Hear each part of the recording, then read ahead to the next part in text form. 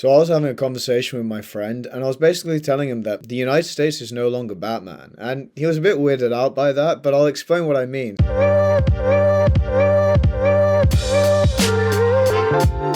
So, for a long time, the United States was the unipolar power. It sat above everyone at the top of the world. It was beyond everyone in terms of economic might, military might, technological might, and so on. In terms of, well, even soft power as well. The United States was head and shoulders above everyone for like a good 30 years. I'm talking about the period between like end of Cold War, so 1989, 1990, to about maybe 2016, maybe pushing it to maybe as early as 2020, or maybe as recently as Trump's second term. You could maybe say that's the official cutoff point, but I think the cutoff point could be anywhere between 2016 to 2024. And I was basically telling them that the Dark Knight era is over. Like, and I am kind of talking about Christopher Nolan's Batman movies in some way, but it's more than that. And dare I say, you could analyze those films and see them as a metaphor for the United States.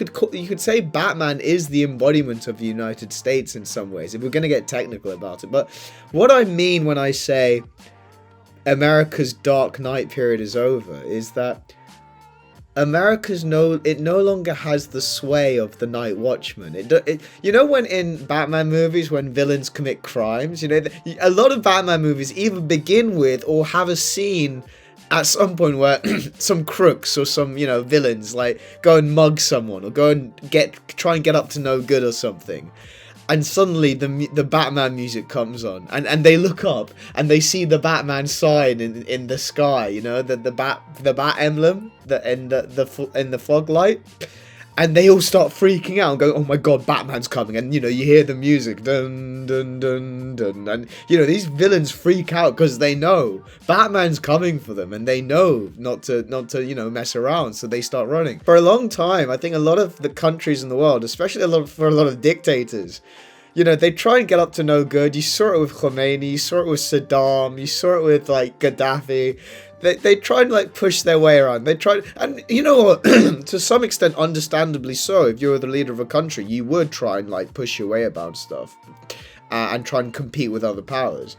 But every once in a while, they'd get a bit cocky and they start maybe doing it a bit too much. And then, they know that the United States is coming after them, and they freak out and they, you know, turn back a little bit or like retreat a little bit. Oh, Saddam wasn't. Saddam was probably the ballsiest out of all of them. He's like, yeah, I'll take Kuwait even with the whole world against me. But do you know what I mean? Like, they were scared of the United States. People were scared of the United States. They'd hesitate to try anything because they knew that fog light would come on and the United States, whether it be Clinton or Bush, definitely, like the second Bush, or and even Obama, and then later Trump, they knew that the United States was going to come after them if they went against the rules-based order. Yeah, if they started challenging US supremacy, if they started messing with US cargo, US ships, the free lanes. If they did any of this stuff, the United States would come after them. It's just like how Batman would come after those robbers, right?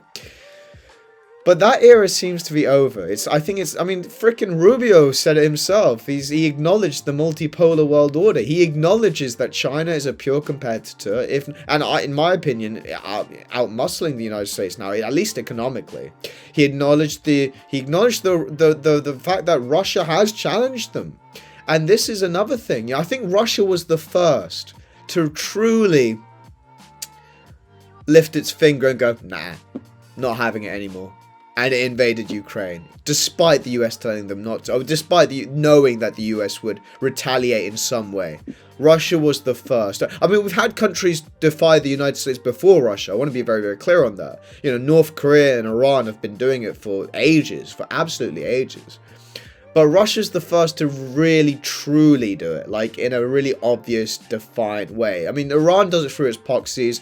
North Korea does it with nuclear threats and so on. But Russia's the first to not only do it, but to win. I mean, by the looks of things, it looks like it's going to get most of what it's asking for in Ukraine. And the United States is Batman no longer has the omnipresence power that he used to, basically, is my point, you know. The United States, and I think like the Joker did with the Dark Knight in that film, you know, a lot of these guys may in some way be doing Xi Jinping, Putin, Iran, North Korea. They may all be saying like, you know, you're not all that powerful anymore. I feel like Trump's their like Joker figure, like in the sense of like exposing the United States for what it truly is. Okay, because you have to understand for a long time, the United States has been an empire. I mean, it's acted like an empire. The way it goes around, enforces its policies on other countries, the way it opens its military bases around the world, the way it polices the world. It is a empire in everything but name. But whereas with people like Clinton and Bush and Obama, I think that they kept the facade up of America being this, you know, benign liberal hegemon that only wants the best for the world, and you know, it's really championing freedom. I mean, Trump doesn't have any of that. Trump is the realistic and ruthless face of America, staring you in the face. That's what Trump is, and he's just being very upfront. This is actually where I rate Trump, because he's actually very transparent about what America is. And, you know, people saying, oh, you know, but, and yeah, maybe he is taking the whole imperial thing a little far with threats to Canada and Mexico and Panama, and to a more subtle extent, the UK and Germany and so on. Maybe he is pushing the boundary even further than what his predecessors did. Because at least with his predecessors, they were doing it in places like the Middle East, which for a lot of Western Europeans is okay, because either they don't know or they just turn a blind eye to it. But now Trump is just doing it with whoever, because he believes in real power politics. That's the great power politics.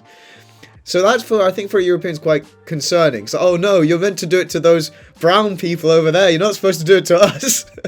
And so the Europeans are now freaking out a bit. But, you know, we'll see. I think hopefully Trump can have some good relations with the UK and Germany.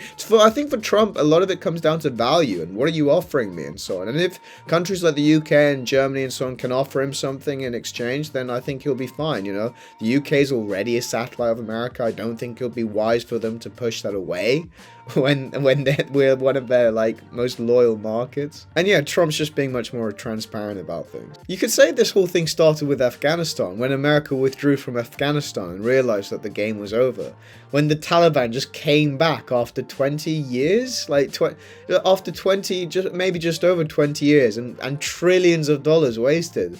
The Taliban went hiding, came back, and just walked back into the office. And it's like, that is like Batman, like failing, like it's like Batman going up to beat up the Joker, failing, walking away, and then Joker just breaking out of Arkham Asylum and just going on a rampage through Gotham.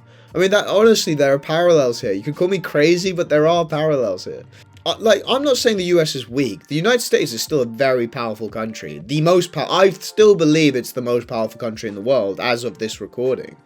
I mean, it's still, economically, I think China is now either on parity or above it, I would say. As a collective, I think the Chinese economy is much healthier than the American one.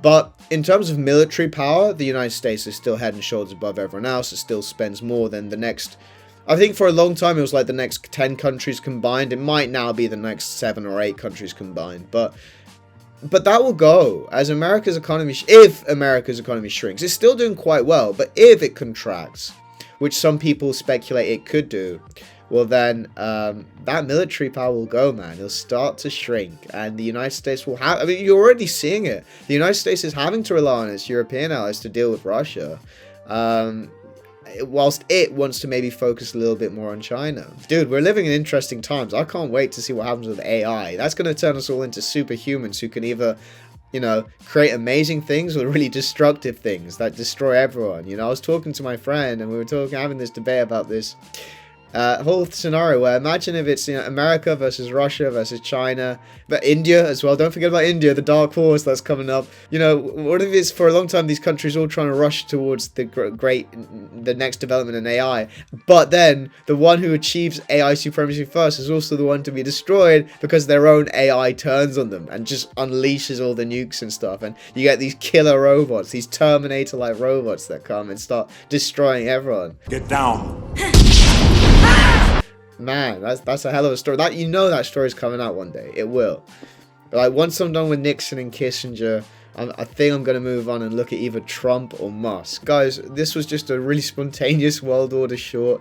I do stay tuned because the big epic action adventure, sci-fi, fantasy, cinematic adventures, The grand epics are all coming. Believe me, I've had to push them back a little bit because they're not quite good enough yet.